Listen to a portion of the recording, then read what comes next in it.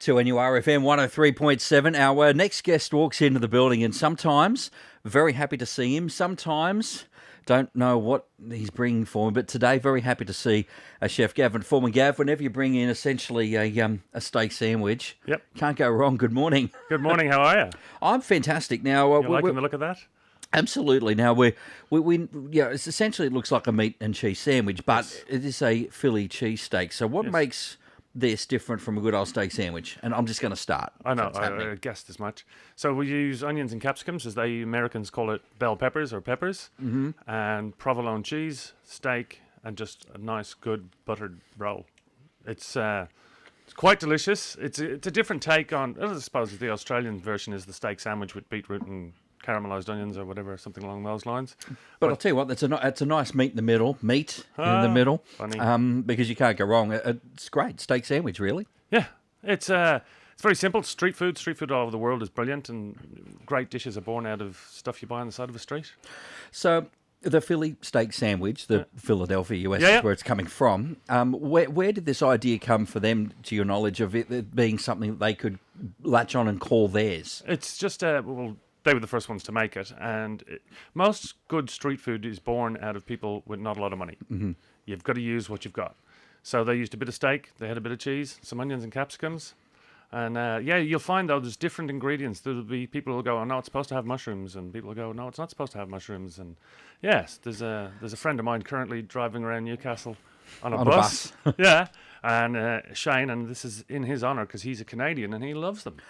I guess when you get into that discussion, Gav, of certain ingredients belong and don't, it's kind of the tired old pineapple on a pizza thing all over That's again. not tired. That's done. It shouldn't be there. But It shouldn't be there. Mark, look at me. It shouldn't be there. But where do some of these breakdowns of like, well, we should have mushrooms and shouldn't on Well, this? if you look at bolognese, is the same. Bolognese is a generic term for that dish, and people add carrots, people add ham, people add mushrooms. With this one, as far as I'm concerned, I'm just going back to eating this. yeah, that's okay. As far as I'm concerned, this is the most traditional way. So it's just 4 ingredients: the cheese, the meat, the bell peppers or capsicums, and Spanish onions.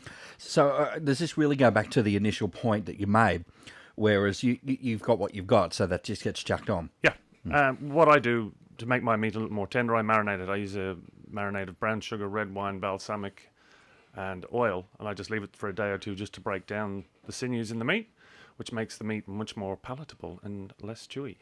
Which you're certainly tasting there. It's not sort of the big... No, it's got to be soft. Snapping on the way out. Otherwise, there's other ones that do. There's other versions of it you'll see with diced meat, which I really don't like.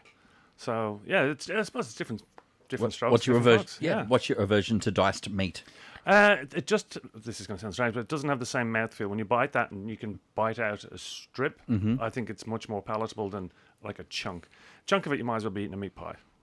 Fair call. Can we do that next time? No, we will not be doing meat pie next time. Next time you're up for something hideous. You're due.